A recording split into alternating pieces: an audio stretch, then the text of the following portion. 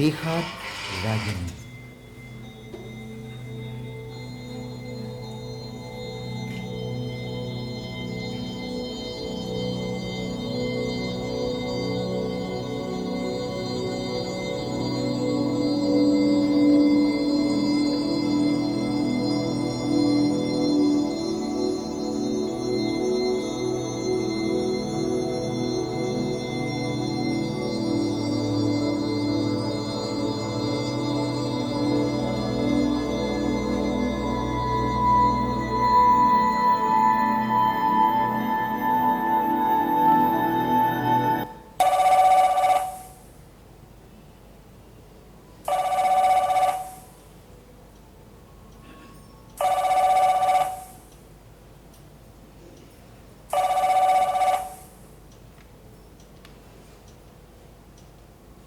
Hello',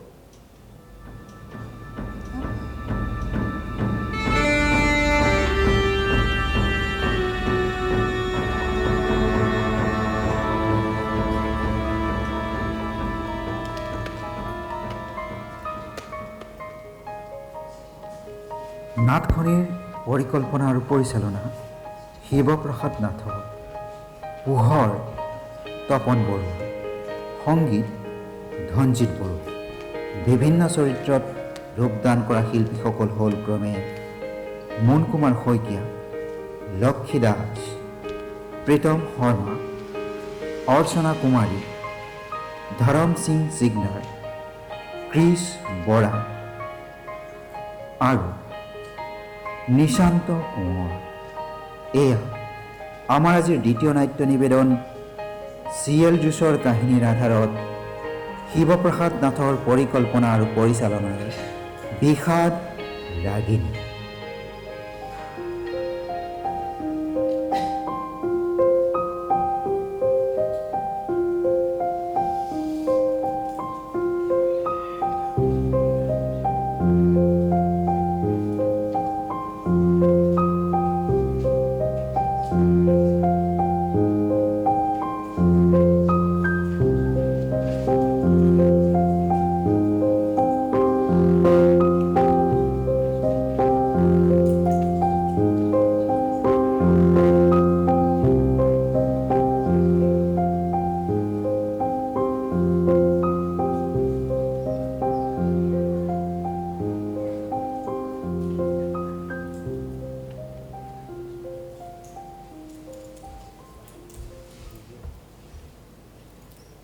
এইপিনে মানুহজন অফিচলৈ যাবলৈ সাজু হৈ ওলাল, পিছে শ্ৰীমতী দেখোন একো খবৰেই নাই।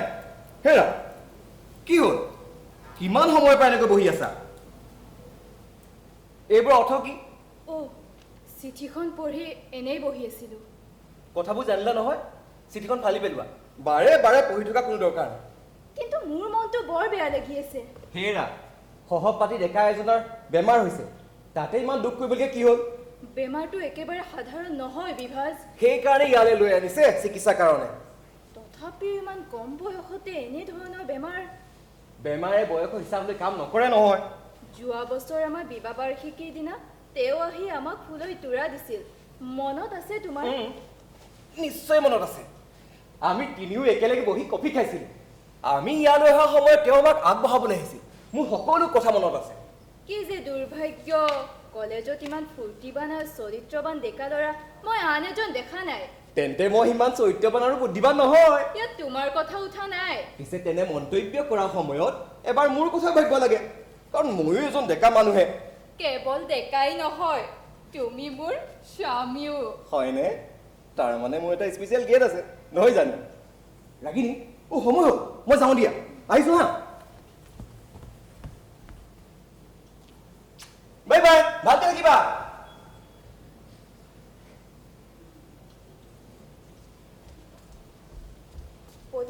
বাইদেউ ওলাইছা? যোৱা বাৰু। বাইদেউ, কাৰণো চিঠি আহিছে? কাৰণো বেমাৰ হৈছে? আপোনাক ইমান চিন্তাত থকা দেখিছোঁ। আমাৰ গাঁৱৰ ডেকা ল'ৰা এজনৰ বেচেৰাৰ বেমাৰ হৈছে, চিকিৎসাৰ বাবে ইয়াৰ হস্পিটাললৈ আহিব। কি হৈছেনো? ভালকৈ জনা নাই, কেঞ্চাৰ বুলি সন্দেহ কৰিছে। কি কেঞ্চাৰ হৈছে? হাই হাই, সেইটো বৰ ভয়ংকৰ বেমাৰ। আহিছে যিহেতু জীৱন নোলোৱাকৈ নাযায়। মোৰ মাহীৰ ল'ৰা এটা বেংকত চাকৰি কৰিছিল। 2 বছৰ আগে সি ঢুকাল। বাহিৰৰ পৰা দেখিলে একো ক'বকে নোৱাৰি। পিছতহে গম পালে তাৰ যে বেমাৰ, সিয়াও কেঞ্চাৰ। এৰা, এতিয়া আৰু ভাবি কি হ'ব? এই সংসাৰত কাঠফুলাই ছাতি ধৰা দি ডক্তৰসকলেও এই বেমাৰটোক লৈ একো কৰিব নোৱাৰিলে। পিছে কেতিয়া মানে আহিম বুলি লিখিছে? আজি বা কাইলৈ পাবহি। তেওঁক মই বৰ মৰম কৰোঁ, সেইবাবে কথাটোত বৰ বেয়া লাগিছে। বাইদেউ, ভুল নুবুজিব। আপোনাৰ আৰু তেওঁৰ মাজত কিবা ঘনিষ্ঠ সম্পৰ্ক আছিল? তুমি বজাৰৰ পৰা আহাগৈ যোৱা। ঠিক আছে বাইদেউ।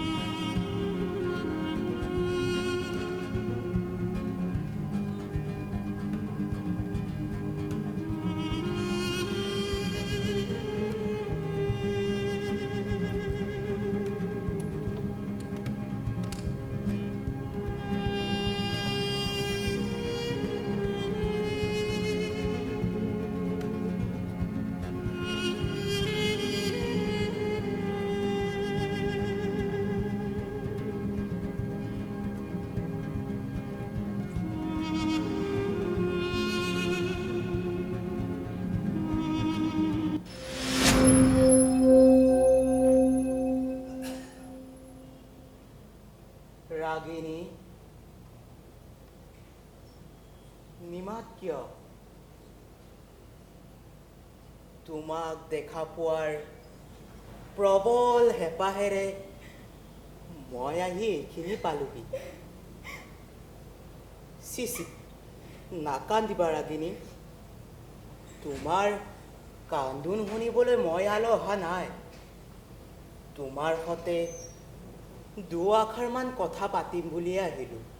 প্ৰীতম, এয়া যেন মোৰ সন্মুখত কাক দেখিবলৈ পাইছোঁ। কি চেহেৰা হৈছে তোমাৰ? এবছৰৰ ভিতৰতে তুমি কেনেকুৱা হৈ গ'লা? বেমাৰে দয়া কৰি উপহাৰ দিছে, গ্ৰহণ নকৰি জানো উপায় আছে? তথাপিও তোমাৰ এই ৰূপ মই আশা কৰা নাছিলোঁ। মোৰ ৰোগৰ বিষয়ে ভালদৰে ধৰিবই পৰা নাছিল, সেইকাৰণে বোধ কৰোঁ এনে হৈছে। বাৰু, সেইবোৰ যাবলৈ দিয়া। বিভাস ক'ত? অলপ আগে অফিচলৈ গ'ল। অঁ, তোমালোক দুয়োকে লগ পাম বুলিহে ইয়ালৈকে আহিছিলোঁ। মই তেন্তে এতিয়া যাওঁ, আকৌ এদিন আহিম ৰাগিনী। যাব বাৰু, বহাচোন তাতে। বিভাস নাই যেতিয়া তোমাৰ লগত অকলে কথা পতাটো। মোৰ লগত কথা পতাত কিবা বাধা আছে নেকি? সকলে ৰাগিনীক ক'বলগীয়া কথা মোৰ আৰু একো নাই।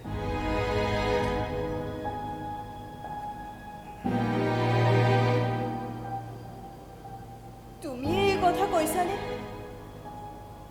মই যেন কোনোবা অচিনাকি লোক, যেন কোনোবা পৰহে। বিয়াৰ পাছৰ পৰা মোৰ ওচৰত তোমাৰ সেইটোৱেই ৰূপ।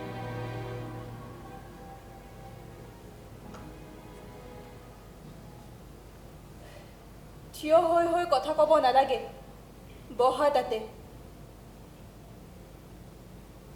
মই বহিবলৈ কৈছোঁ নহয়, বহা।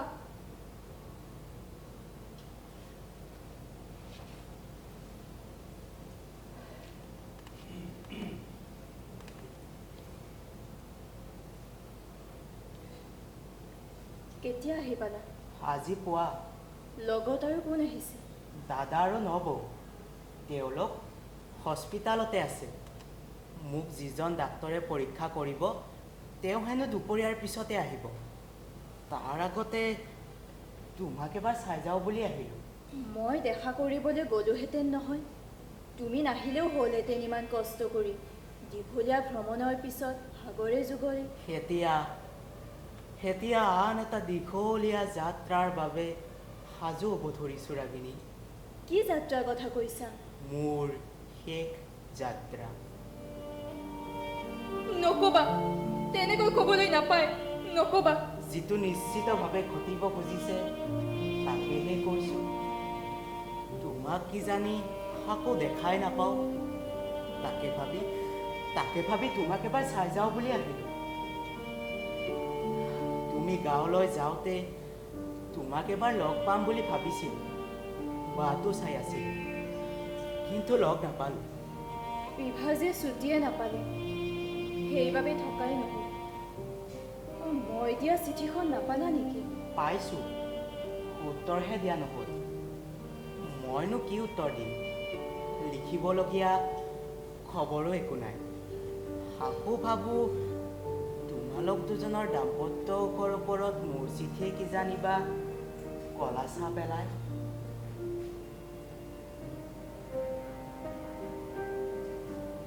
বিয়াৰ পিছৰ পৰা এনে এটা দিন পাৰ হোৱা নাই য'ত মই তোমালৈ মনত পৰা নাই। কিন্তু মোৰ কল্পনাত সদায় দেখি থকা প্ৰীতমক যেন আজি মোৰ সন্মুখত দেখা পোৱা নাই। কি যে সাংঘাতিক বেমাৰে তোমাক আগুৰি ধৰিলে। নিয়তি ৰাগিনী, নিয়তি সদায় নিষ্ঠুৰ। মই এতিয়া আৰু নবহোঁ, যাব খুজিছোঁ। দয়া কৰি অলপ ৰ'বা। কি খোৱা তুমি? খাবলৈ কিবা? নাই ৰাগিনী, একো নালাগে। গাখীৰ এগিলাচ আনো? নালাগে ৰাগিনী, মই একো নাখাওঁ। ভোকো নাই, পিয়াসো নাই। মোৰ এটা ডাঙৰ হেঁপাহ পূৰ হ'ল। চিকিৎসাৰ বাবে মই আচলতে ইয়ালৈ আহিবই খোজা নাছিলোঁ। দাদাই জেদ ধৰিলে, মই মৰিলেও হেনো পইচা এসোপামান খৰচ কৰিহে এৰিব বোলে। সঁচা কথা ক'বলৈ হ'লে চিকিৎসাত গৈও তোমাক এবাৰ চাই যোৱাৰ হেঁপাহেৰেহে মই ইয়ালৈ আহিলোঁ।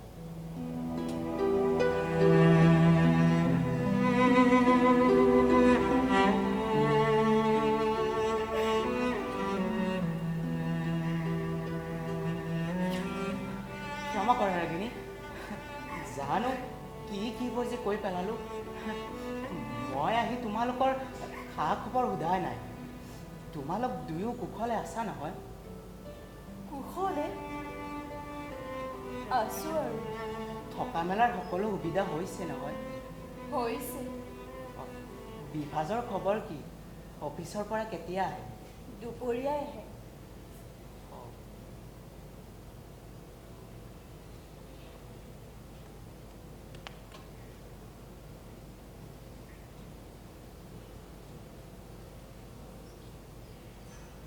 তোমালোকৰ বিয়াৰ প্ৰায় এবছৰমানে হ'ল নহয়? ৰাগিনী, তুমি বাৰু মা হোৱাৰ পথত নেকি?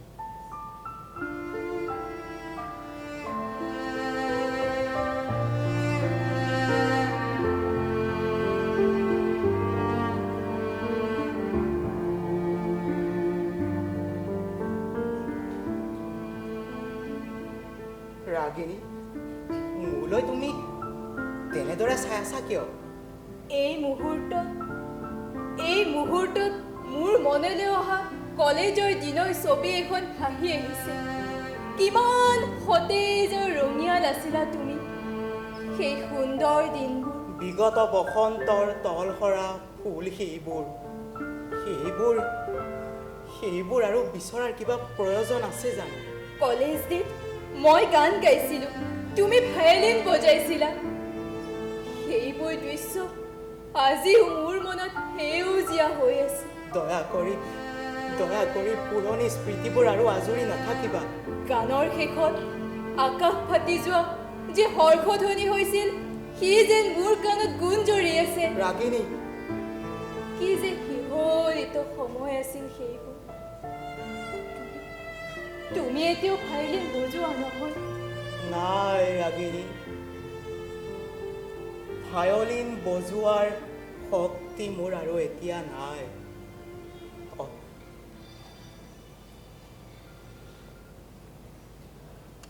অ', মই মনেই কৰা নাছিলোঁ। তুমি এইখন ইয়ালৈ লৈ আহিছা? লৈ আহিছোঁ। মই মোৰ জীৱনত প্ৰথম ভাল পাইছিলোঁ ৰাগিনী তোমাক, আৰু দ্বিতীয়তে এই ভায়লিনখন। আজিৰ পৰা এই দুয়োটা একেলগে থাকক। তোমালৈ মই সেইখন উপহাৰ হিচাপে থৈ গ'লোঁ। গ্ৰহণ কৰা ৰাগিনী। নাই নাই প্ৰীতম, মোক নালাগে। তোমাৰ হাতত মই এইখন গতাই থৈ যাবলৈ আহিছোঁ। এই উপহাৰ দি মোক আৰু দুখ নিদিবা। বিয়াৰ উপলক্ষে তুমি মোক যি উপহাৰ দিছিলা তাৰ কষ্ট আজি উপশম হোৱা নাই। মৰহি যোৱা ফুলৰ তোৰা এটা তুমি মোক সেইদিনা উপহাৰ দিছিলা। মই ইচ্ছা কৰিয়ে দিছিলোঁ। নতুনকৈ তুলি অনা ফুলৰ সায়োগ নাথাকে, আৰু মৰহি যোৱা ফুলৰ শোভা নাথাকে। এক প্ৰকাৰে ক'ব গ'লে মই মোক নিজকে তোমাৰ ওচৰত উপহাৰ দিছিলোঁ। জীৱন বাগিচাৰ পৰা ছিঙি অনা এটা ফুল মই, মৰহি যোৱা ফুল।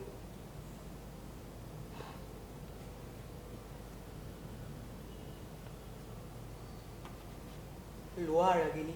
এইখন বাৰু তুমি মোক কিয় দিছা? এইখন দিবলৈ মোৰ আৰু অন্য ঠাই নাই। কিন্তু মই যে এইখন বজাব নাজানো। ময়ো যে এইখন আৰু ব্যৱহাৰ কৰিব নোৱাৰোঁ। মোৰ হাত শিথিল হৈ আহিছে। মই অত্যন্ত দুৰ্বল হৈ পৰিছোঁ। অন্ততঃ মোৰ স্মৃতিৰ চিন স্বৰূপে তুমি এইখন গ্ৰহণ কৰা ৰাগিনী। বিভা চাহিলে ক'বা।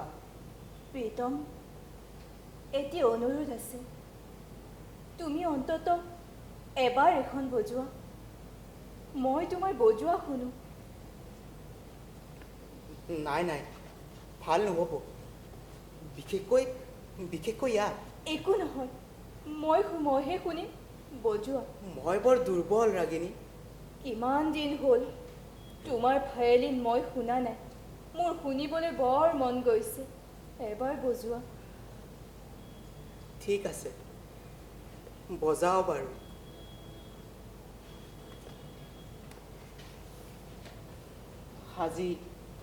আজি শেষবাৰৰ কাৰণে মই এইখন আজি বজাম। ৰাগিনী, তুমি গাবানে বাৰু? প্ৰীতম, মই হয়তো তোমাক এই অনুৰোধ কৰিবই নালাগিছিল, তথাপি। নাই, মই নোৱাৰোঁ। মই আৰু গান গাব নোৱাৰিম। তেন্তে ময়ো বজাব নোৱাৰোঁ। গোৱা ৰাগিনী।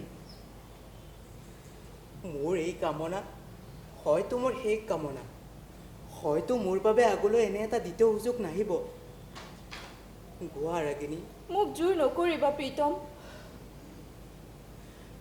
তাহানি কলেজ ডেত গোৱা সেই গানটোকে গোৱা।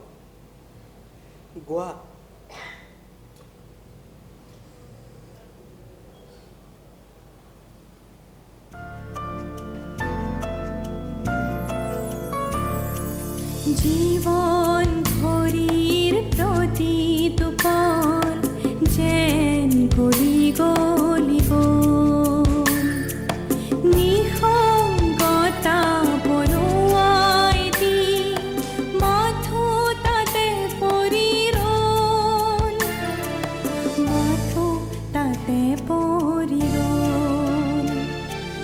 জীবন ভৰিৰ প্ৰতিটো পল যে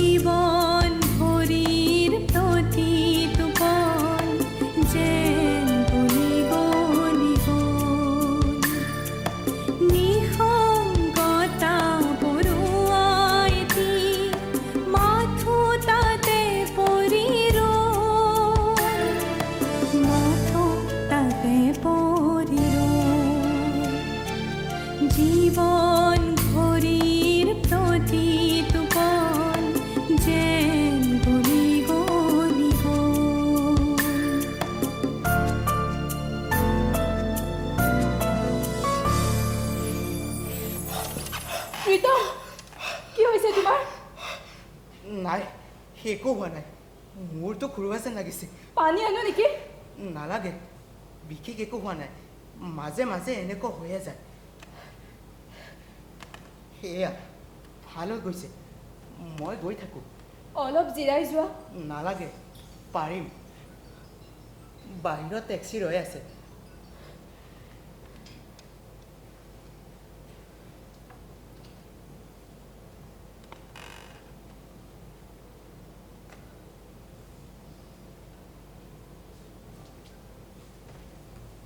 লোৱা ৰাগিনী সেইখন মোৰ অন্তিম উপহাৰ প্ৰীতম অ' বিভাজ এয়া চোৱা প্ৰীতম আহি পালেহি আপুনি মোক চিনি পাইছেনে কিয় চিনি নাপাওঁ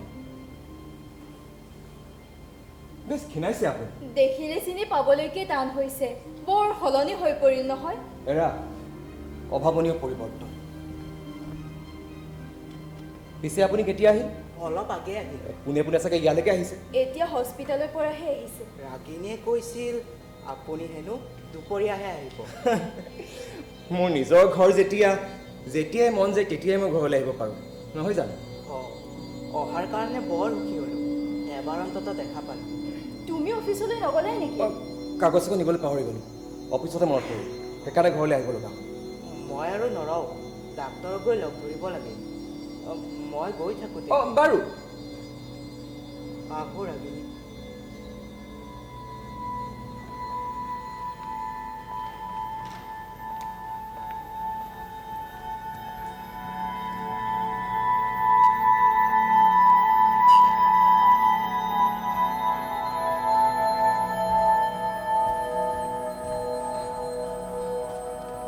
ইয়াত থিয় হৈ আছে কিয় মই কিবা কৰিব লাগিছিল নেকি এবাৰ অন্তত সৌখিনিলৈকে যাব পাৰিলাহেঁতেন তুমি আগবাঢ়ি গ'লাই নহয় তুমি গ'লেই নহ'ব জানো মই আকৌ ভাবিছোঁ তুমি একেবাৰে হস্পিটেললৈকে যাবা তোমাৰ ইমান উদাসীনতা কিয় প্ৰীতম অহাটো ভাল পোৱা নাই মই তেনেকৈ কৈছোঁ নেকি তোমাৰ মুখৰ ভাৱত প্ৰকাশ পাইছে সেই অসহায় ৰোগীয়া মানুহজনক তুমি এবাৰ বহিবলৈও নকলা তুমি নিশ্চয় সোধপোছ কৰিছাই তথাপিও সাধাৰণ ভদ্ৰতাৰ খাতিৰত তোমাৰো একো কৰিবলগীয়া নাই নেকি তোমাৰচোন কোনোবা বন্ধু বান্ধৱ আহিলে মই দেখোন যথেষ্ট মিলিজুলি ব্যৱহাৰ কৰিব লাগে সামাজিক সৌজন্য সকলোবোৰ দেখুৱাব লাগে কিন্তু তোমাৰ ক্ষেত্ৰত সেইবোৰৰ প্ৰয়োজন নাই এই সম্পৰ্কে আমি কথা নপতাই ভাল হ'ব অনাৱশ্যকভাৱে কিয়নো অসন্তোষ চপাই লওঁ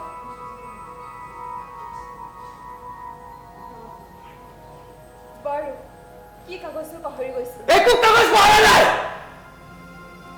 আহিবলৈ মন গ'ল গুচি আহিলো তাৰ বাবে তোমাৰ কিবা অসুবিধা হ'ল নেকি অসুবিধা মোৰ বিভাজ এইবোৰ তুমি কি কৈছা অ' তাৰ মানে তুমি মোক ৱাছ কৰিবলৈ আহিছিলা মই এনেই আহিলো মই অফিচলৈ গৈ থাকোঁতে মোৰ গাড়ী ক্ৰছ কৰি প্ৰীতমক মই এইফালে আহি থকা দেখা পাইছিলোঁ অফিচত বহাৰ পিছত মোৰ ভাব হ'ল প্ৰীতম কি জানি ইয়ালৈকে আহি আছে সেইকাৰণে মই ঘৰলৈ গুচি আহিলোঁ অ' সেই ইয়ালৈ দৌৰি গুচি আহিলা নহয় আহিলা ভালে হ'ল নহ'লে প্ৰীতমে কি জানিবা মোক জোৰ কৰি টানি পলুৱাই নিলাহেঁতেন মোৰ লাজ লাগিছে ইমান ঠেক মন তোমাৰ এই ভাইলিনখন ইয়াত কিয় এইখন প্ৰীতমে মোক উপহাৰ দিছে উপহাৰ তাৰ মানে মই কি বুজিব লাগে তাৰ মানে তুমি ইয়াকে বুজি লোৱা যে এই ভাইলিনখন মোক উপহাৰ স্বৰূপে দিয়া হৈছিল সেইখনৰ কি প্ৰয়োজন আছিল মই খুজি লোৱা নাই কামত নহা বস্তু এটা কিয় ল'লা এইখন প্ৰীতমে নিজৰ প্ৰাণৰ সমানে ভাল পায় সেইবাবে এইখন কাৰো হাতত থব নোখুজিলে তাৰ মানে প্ৰীতমে তোমাকো তাৰ প্ৰাণৰ সমানে ভাল পায়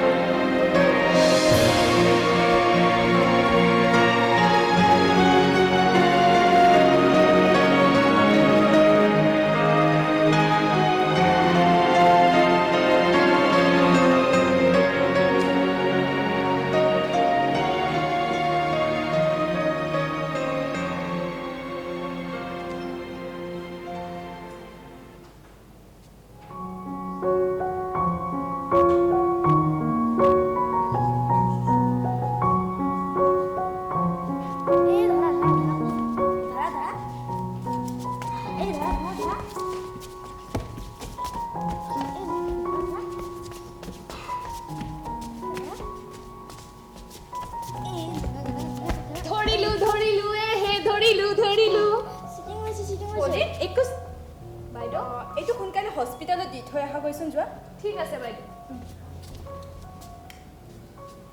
নিচি তুমি এতিয়া ইয়াতে থাকা মই এইটো খাওঁতকে গৈ হস্পিটেলত দি আহোঁ তুমি মই নহ'লেকে নাযাবা কিন্তু দেই খেলি থাকা তুমি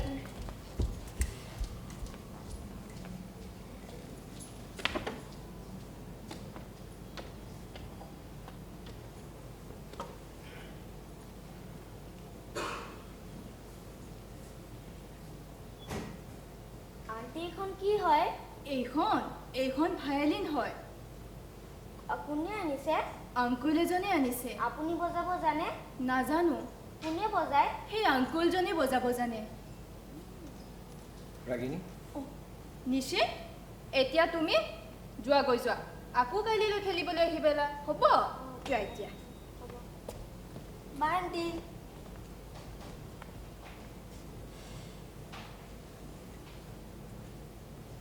কোৱা চোৱা মই তোমাক দুখ দিব বিচৰা নাই কিন্তু আজি এসপ্তাহ ধৰি এই ভায়লিনখন ইয়াত পৰি আছে এখন ইয়াত থোৱাটো উচিত হোৱা নাই তাৰমানে তুমি কি ক'ব খুজিছা তুমি মই আমি কোনেও ভায়লিন বজাব নাজানো এইখনৰ কি প্ৰয়োজন এইখন প্ৰীতমৰ স্মৃতিচিহ্ন নহয় জানো প্ৰীতমৰ কিহৰ স্মৃতি মই এইবোৰ ভাল পোৱা নাই সেইদিনাখন তুমি এখন ৰাখিবই নালাগিছিল এইখন ইয়াত থাকিলে কি ক্ষতি হয় কাৰো একো হানি নহয় হানি হয় সি তোমাৰ মনলৈ দুখৰ স্মৃতি কঢ়িয়াই আনে আৰু মোৰ মনত ঘৃণা ভাৱ উৎপন্ন কৰে এইখন আজিও উভতাই দিয়া উপহাৰ গ্ৰহণ কৰি ঘূৰাই দিব নোৱাৰি উপহাৰ গ্ৰহণ কৰিবলৈ তোমাক কোনে কৈছিল উপহাৰে মানুহৰ মনত আনন্দ দিয়ে বেদনা বা ঘৃণা নহয় এইখন ঘূৰাই দিলে অসুখীয়া মানুহজনে কি ভাবিব অসুখীয়া মানুহজনে কি ভাবিব মই সেই ভাবি কোৱা নাই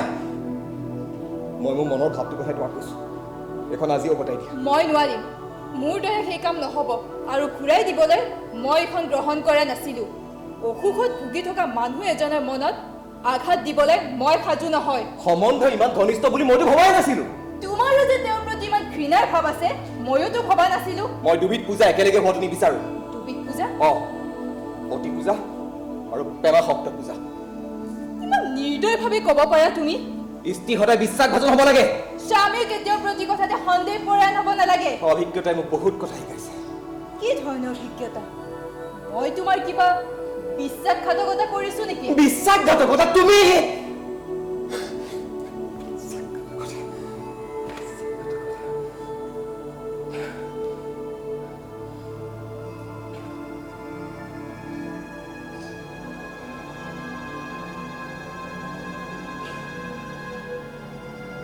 পৰহি নিশা মই ইয়াত নাছিলোঁ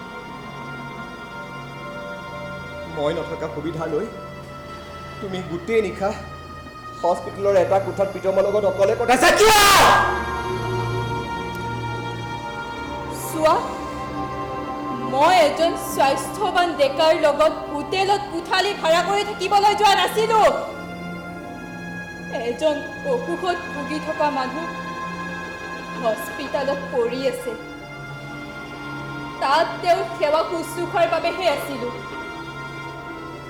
এনেতে প্ৰীতমৰ বৌয়েকো আহি বেমাৰত পৰিল কাষত থাকোঁতে কোনো নাই তেনে অৱস্থাতহে মই থাকিব লগা হ'ল আৰু তুমি আহিলে ফোন কৰিবলৈ মই পলিক কৈ গৈছিলোঁ এইপিনে হস্পিটেল পোৱাৰ লগে লগে ডাক্তৰে আহি ক'লে বেমাৰী আৰু নাবাচে কেইদিনমান মাত্ৰ মৃত্যু শয্যাত পৰি থকা এজন মানুহক প্ৰতিপাল কৰিলোঁ আদৰ দেখুৱালোঁ কি মই ডাঙৰ অপৰাধ হ'ল অপৰাধ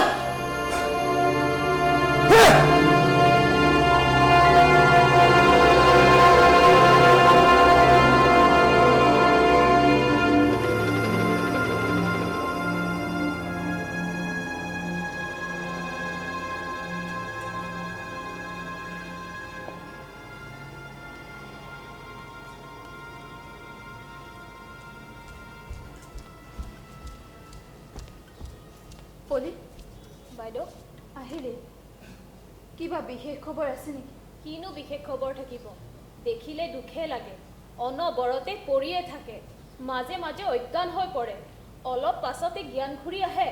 এনেকৈ এবাৰ জ্ঞান ঘূৰি আহোঁতে মোক সুধিলে ৰাগিনী আহিছিলে নেকি বাৰু। মই ক'লোঁ নাই, আপুনি তেওঁক বিচাৰিছে বুলি ক'মগৈ বাৰু। তেনেকৈ কোৱাত তেওঁ আকৌ অচেতন হৈ পৰিল। সেইখিনি সময়তে মই ঘৰলৈ গুচি আহিলোঁ। বেচেৰা, দেখিলে দুখেই লাগে। বৌয়েক ককায়েকে কান্দিয়ে থাকে। এতিয়া সকলো ভগৱানৰ ওপৰত। তই ক'ত গৈছিলি? হস্পিটাললৈ গৈছিলোঁ। তাত গৈ থিয় হৈ থাকিলে হ'ব নেকি? ইয়াত ঘৰত কাম নাই। মোৰ কাপোৰ ধুলি জানো? নাই, এতিয়া ধুওঁগৈ বাৰু। ৰাতিপুৱা দিবলৈ কোৱা নাছিলোঁ? তোক কাম কৰিবলৈ তই মাতি ৰাখিছোঁ। যা কাম কৰগৈ। ঠিক আছে বাৰু। বিভাস, প্ৰীতম অজ্ঞান হৈ পৰি আছে। আমি এবাৰ হস্পিটাললৈ যোৱা ভাল হ'ব নেকি? মোৰ সময় নাই। কিয়? আজি দেখোন বন্ধই দিম। মোৰ প্ৰগ্ৰেম এটা আছে। অলপ পিছতে ফোন এটা আহিব আৰু আহিলে মই ওলাই যাব লাগিব। অলপ সময়হে লাগিব। সাধাৰণ বেমাৰী এজন বুলি নাভাবিবা। এজন মৰিবলৈ ওলোৱা ৰোগী। তেওঁক দেখা কৰোঁতো এবাৰ পুণ্যৰ কাম। পাপ পুণ্যৰ কথা নহয়, মোৰ সুবিধা অসুবিধাৰ কথা। তথাপি জেদ ধৰিছে যেতিয়া সন্ধিয়া এপাক যাম দিয়া। জেদ? মোৰ? থাকক বাৰু। সেই জেদ যদি তুমি মানিব নালাগে। হ'ব হ'ব, আমি দুই একেলগে ওলাই যাম। মই অকলেই যাম। সন্ধিয়া গ'লেও হ'ব। এতিয়াই যাম। মই গাড়ীখন লৈ অলপ ওলাই যাব লাগে। মই টেক্সি পাম। তাৰমানে তুমি অকলে যাব থিৰাং কৰিলে? মই যাওঁ। ৰবা, যোৱাই যদি এই ভাইলিনখন লগত লৈ যোৱা। এইখন ঘূৰাই দি অসুখীয়া মানুহজনে মৃত্যু আৰু আগুৱাই আনিব নোৱাৰো। নিনিয়া যদি এইখন মই সেইটো কাম নকৰিবা। ঈশ্বৰৰ শপত, সেইখন নষ্ট নকৰিবা। তুমি যদি নিবিচাৰা মই নাযাওঁ। মই নাযাওঁ। মই যোৱাটো ভাল নহ'ব। মই নাযাওঁ।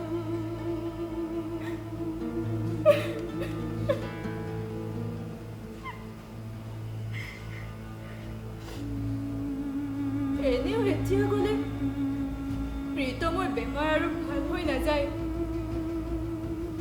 তেন্তে মইনো কিয় যাওঁ? মই যোৱাটো উচিত নহ'ব।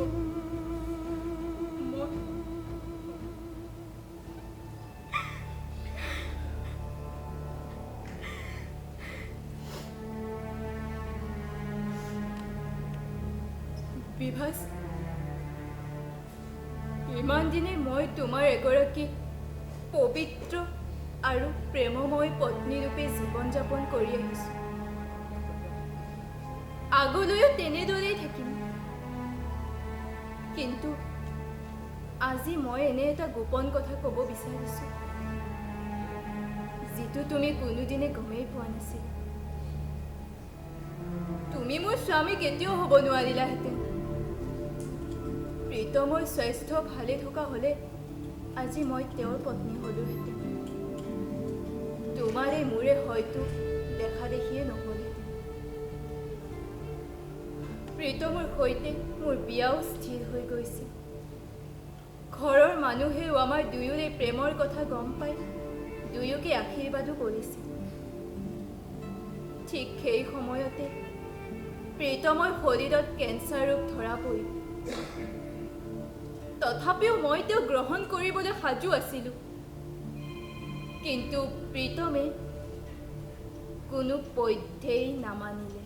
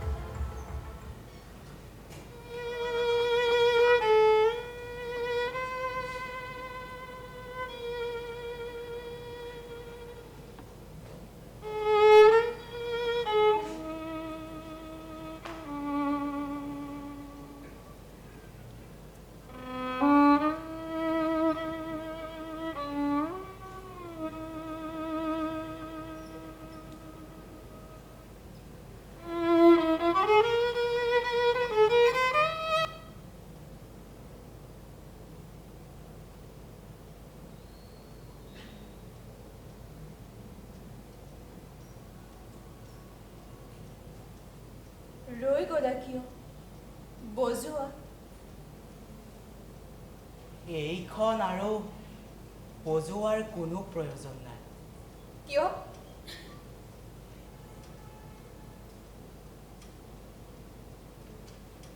কিয় তুমি তেনেকৈ ভাবিছা? চাবা, এদিন সকলো ঠিক হৈ যাব। মাথো তুমি অবুজ নহবা। মই বহুত ভাবি চিন্তি সিদ্ধান্ত লৈছো। সিদ্ধান্ত? কি সিদ্ধান্ত? যি সিদ্ধান্তই তোমাৰে মোৰে মৰমৰ পৃথিৱীখন ধ্বংস কৰি ভাঙি চিঙি চুৰমাৰ কৰি দিবলৈ ওলাইছে। যি সিদ্ধান্তই দুটি মনৰ হেঁপাহেৰে সজা ঘৰখন আজি আনৰ ওচৰত সমৰ্পণ কৰিবলৈ ওলাইছে। সিদ্ধান্ত।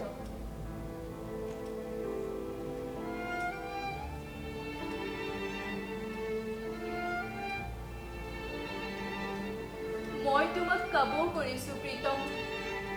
তুমি তোমাৰ এই সিদ্ধান্ত পৰিহাৰ কৰা। আমাৰ মৰমৰ বান্ধোনেৰে সজা ঘৰখন ধ্বংস হ'বলৈ নিদিবা। কিন্তু কেনেকৈ?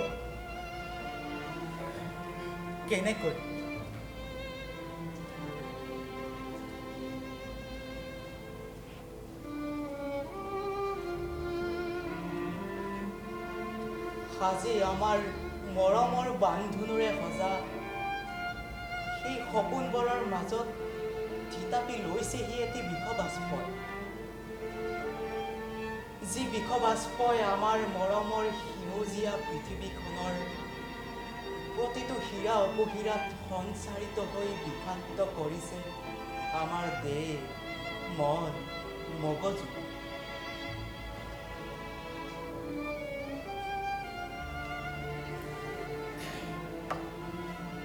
সেই বিষাক্ত কণাৰ ধ্বংস হোৱাটো জানো তুমি নিবিচাৰা? বিচাৰো। ময়ো বিচাৰো। কিন্তু কোনো কিন্তু নাই।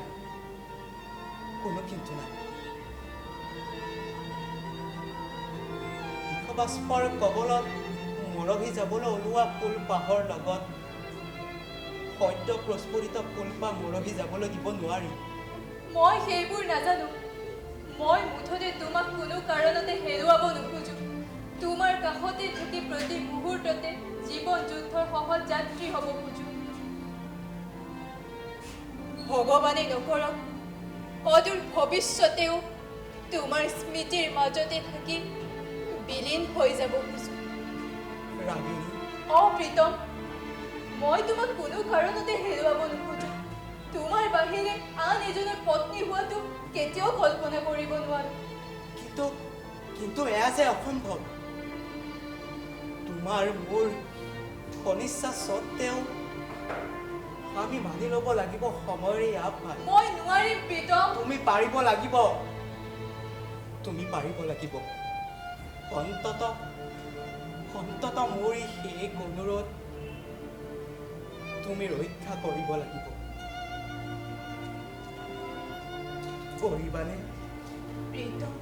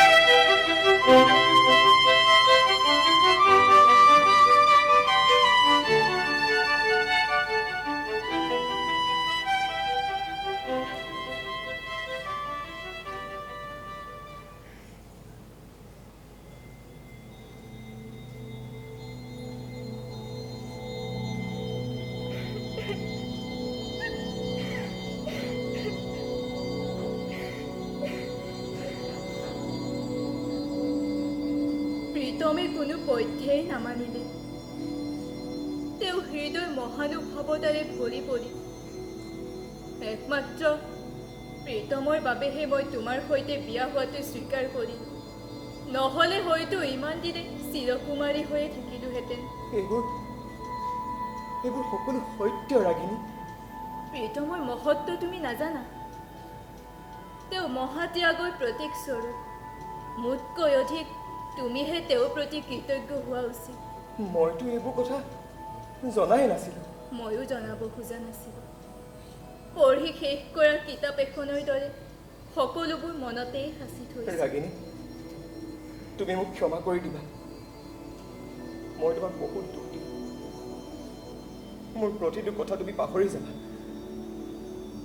তোমাৰ মুখত প্ৰীতমৰ এই কথাবোৰ শুনাৰ পিছত প্ৰীতমক এবাৰ লগ পাবলৈ মোৰ বৰ মন গৈছে। ৰাগিনী, ব'লা আমি দেৰি নকৰোঁ, আমি হস্পিটেললৈ যাওঁ। ব'লা ৰাগিনী, ব'লা। অঁ, প্ৰগ্ৰেম এটা ফোন অহা কথা আছিল। ৰ'বা, মই 2 ঘণ্টামানৰ পিছত যাম বুলি কৈ দিওঁ। হেল্ল', হয়, বিভাসৰ ঘৰ। কি ক'লে? হস্পিটেলৰ পৰা এক্সপায়াৰ্ড?